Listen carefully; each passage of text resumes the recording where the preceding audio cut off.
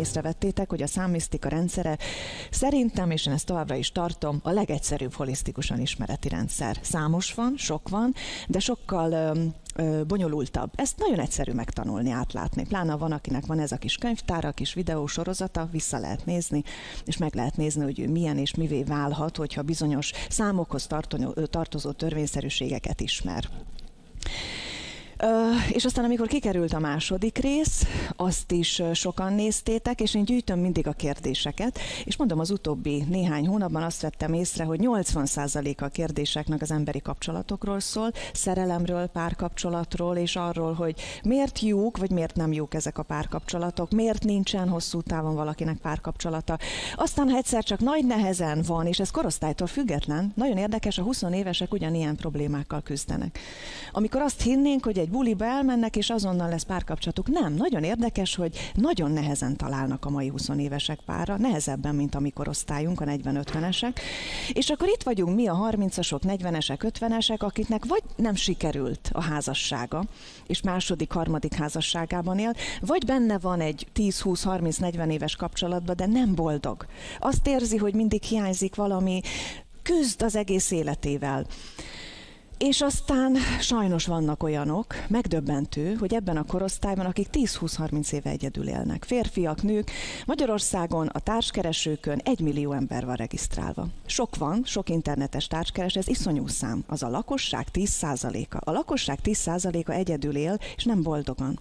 Tehát az a trend, hogy egyedül élünk, szinglik vagyunk, önmegvalósítók vagyunk, ez csak a társadalom felszíne. Az, ami a mélyen van, a lélek, az vágyik a párkapcsolatra. Vágyik arra, hogy megosszon valamit. Ugye Aronson Társas lény című könyvében nagyon szépen fogalmaz, amikor azt mondta, hogy nem vagyunk egészek, csak mindig valakivel. És ez valóban így van. Megvalósulás egy picit ezoterikusan, tágabb nézőpontból megfogalmazva, nem vagyunk megvalósíthatóak. Nem tudjuk önkifejezni magunkat, hogyha nem kapcsolódunk valamihez, vagy valakihez. Ez lehet egy fa is, lehet egy virág, lehet egy macska, lehet egy gyerek, lehet egy munkatárs, de az a mélység, ahogyan egy férfi egy nőhöz, egy nő pedig egy férfihez tud kapcsolódni, úgy semmilyen más kapcsolódás nem tud mélységet adni.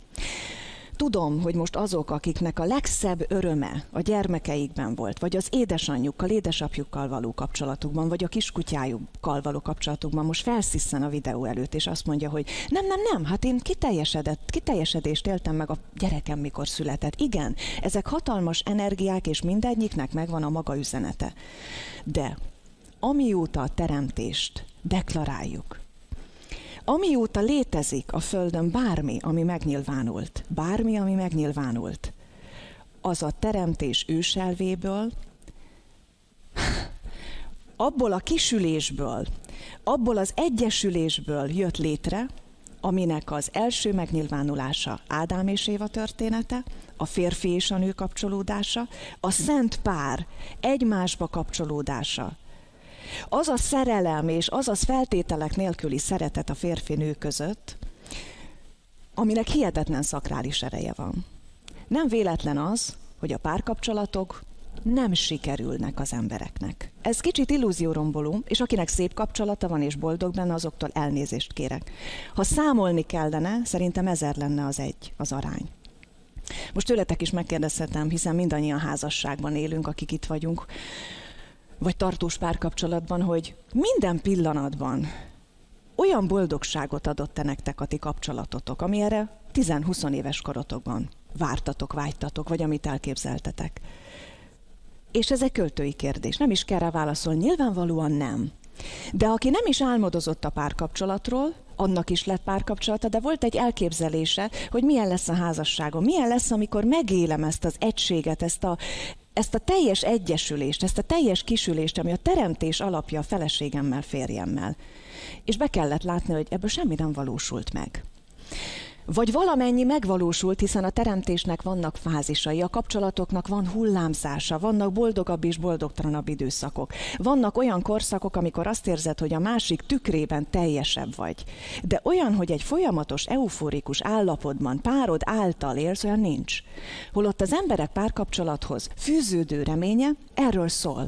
A fiatal ezért akar komoly kapcsolatot, szerelmet, a 20 éves ezért akar házasságot, egy rossz házasság után a 40-es, 50-es ember egy újabb házasságot, mert azt mondja, hogy majd akkor jön el az én boldogságom. Lehet, hogy nem népszerű az a mondat, hogy a párkapcsolatod, még ha a legnagyobb szerelemmel indul, akkor sem tudja megadni számodra azt, amire a lelked belül vágyik. A lélek a teljes egységre vágyik. A lélek belül úgy van kódolva, hogy visszakerüljön abba a szellemi egység állapotába, honnan valaha a teremtés előtt, a nullaság előtt kiszakadt. Erre van kódolva, és ehhez kötötte hozzá a szerelmet, a párkapcsolatot, és azt, hogy ha valakit megtalálok, akkor hátradőlhetek. Van-e ilyen párkapcsolat, amikor a másik fényében és tükrében megélem az egységet? Létezhet-e olyan férfi-női aspektus? Nagyon fontos, hogy aspektusról beszéljünk, mert lehet nagy érzelem más neműek között is. Én a klasszikus párkapcsolatokról fog beszélni, amikor egy férfi testbe kerül egy férfi aspektus, és egy női testbe a női aspektus, mert egyszerűbb lesz magyarázni. Van-e olyan, amiről a lélek álmodozik, vagy ábrándozik, hogy valóban találhatok-e olyan nőt vagy férfit, akivel a teljes egyesülés állapotában megélhetem a szent nászt, amit úgy hívunk, hogy hieros gámosz. Visszakerülhetek-e Isten országába a férfi és a nő által? Van ilyen. Igen, az a szellemi ősemlékezet, ami az teremtés előtti állapotból emlékszik arra, hogy tényleg van egy egyesülés, van ilyen. Csak ahhoz először neked egyessével be kell jutni a Szent Nász kapujába, vagyis abba az állapotba, amikor te önmagadban a tökéletes egységet megjártad és beértél oda. És hogyha a te női vagy férfi párod ugyanúgy valahol felébredt, kinyitotta a tudatát, egyesült a szellemével, és ez a két férfi-nő testben találkozik, akkor igen, lehet hieros gámosz. De a világtörténelemben nem sok ilyen pár tudok. Jézus és Mária Magdolna története ilyen. Krisna és Ráde története ilyen. Tehát a hinduizmusban a megvilágosodott tanító, Krisna elvette feleségül a megvilágosodott társát, Rádét. Vagy az egyiptomi őskultúrában Ízisz és Oziris násza. Tehát valaki bennünk emlékszik erre, hogy tényleg van egy szent nő, és van egy szent férfi, akik találkozhatnak. De nem tudok a szomszédomból, vagy a szomszédaim közül, vagy a rokonaim közül, vagy a barátaim közül mondani, hogy igen, ők ezt élik. Tartunk-e felé, valószínűleg az ősemlékezet erre emlékeztet bennünk minket. Haladunk az úton, de mi emberek emberi minőségben ezt nem fogjuk tudni átélni. Akkor milyen minőségben lehet ezt átélni? Az Istenember minőségében. Vagyis ha te, mint Istenember felébredsz, és elhagyod az ego kabátodat, azt a kabátot, amit erre az inkarnációdra kaptál, mint feladatot. Az elmúlt 17 részben, ugye 17 részes volt az első videókurzus, és 3 a másik, tehát 20 részen vagyunk eddig túl. Én sokszor elmondtam már nektek, hogy a szellem végtelensége, amiben tényleg egy határtalan minden lehetőség adottsága benne rejlik, egyénenként megkaptunk egy ego kabátot, vagyis egy karaktert, ezt neveztük karakterszámnak, és egy sorsot, ezt neveztük sorszámnak. Ez viszont kereteket ad egy embernek. Ezt úgy tudnám lerajzolni, nem tudom, rajzolhatok-e a táblára most, hogy látszik-e, hogy ez a végtelenség, ahol itt a végtelen hömpölygés és hullámzás van, ebből kiszakadnak lélekrészek, minőségek, és ezek a minőségek belecsúsznak az anyagba. Ez az anyag, ez egy tölcsér alakú. És a megtestesülés, az anyag tölcsérsége számomra azért jó a számmisztika, mert meghatározható, hogy milyen tölcsér típusba csúsztál bele. Péter itt ül megint, köszönöm, megint eljöttél. 3, 33. Téged így tudnánk leírni, egy 3-asból tart a 33-ba. Az Évi a 19-ből a 33-ba. Neked így néz ki a töltséred. Judit 15-ből 28-ba. Timi 22-ből 11-be. 4 töltsér, de mindenkinek van töltsére. Mondjátok, ez nem meghatározza, hogy mit élhetünk meg, de hogy nem. 20 részen keresztül ezt magyaráztam. Ebben a minőségben, ami a számaid, a sorsod, a kereted, a karaktered, a karmád, az, aki vagy, megélhető-e a Szent Nász? Nem. A férfi és a nő között zajló Szent Nász az csak akkor érthető meg, és akkor élhető meg, ha kijössz az egókabátodból. Egy pillanatra, mondok egy példát, mondjuk a 15-28-as, egy pillanatra beír a nullába. És találkozik valakivel, vagy vele, mindegy kivel, aki ő is nullába van, és itt van a Szent Nász, a szellemi állapotban. Viszont amíg az ego rétegek, vagyis a karakter, a sors, a számok által meghatározott keret van, addig nincsen Szent Nász. Akkor ott mi van? Akkor ott csak rossz van, ott csak szenvedés van? Nem. Bizonyos számok egymással találkozva megélhetnek emberi érzelmeket. Megélhetnek olyan dolgokat, ami emberi mércével mérve jobb. Meg még jobb, meg még jobb. És megélhetnek számok egymással olyat, hogy különösebb eufóriát nem élnek, ezeket neveztük, emlékeztek, azt hiszem a 18-19-20-as fejezetben semleges kapcsolódásoknak, és megélhetnek olyat, hogy találkozik a két szám egymással, és azt érzi, hogy taszítja egymást.